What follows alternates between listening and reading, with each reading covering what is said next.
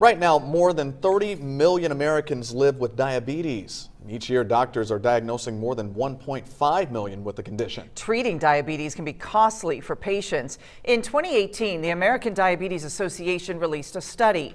It surveyed people who have been using insulin for more than 1 year.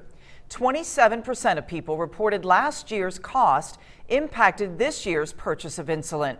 23% of people reported missing doses weekly, sometimes even monthly.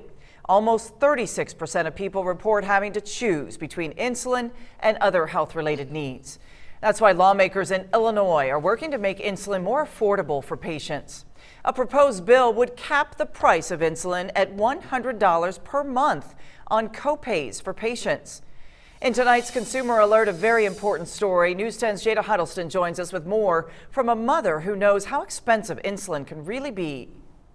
When Illinois announced this new legislation, patients in other states started paying attention.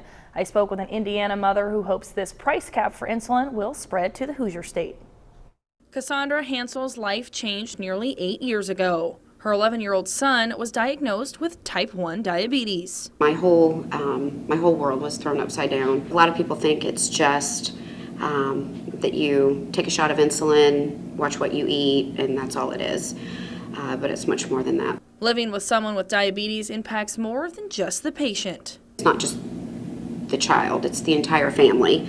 I mean, everybody has to kind of take a back seat to the kid for a while until everybody, gets on board and gets the swing of it. Hansel knows all too well how pricey paying for insulin can get. She says the price for a vial of insulin has soared in the last few years. The cost is typically about $285 a vial, and that's not counting pump supplies, CGM supplies, test strips, everything. Roughly, we pay out of pocket with premiums about $12,000 to $13,000 a year. That's why she hopes other states will consider the idea of capping insulin prices just like Senate Bill 667 would do.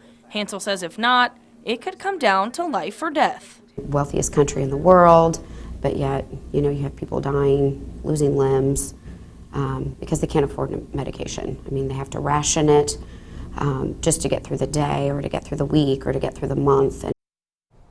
If the bill passes, it would make Illinois just the second state to cap insulin.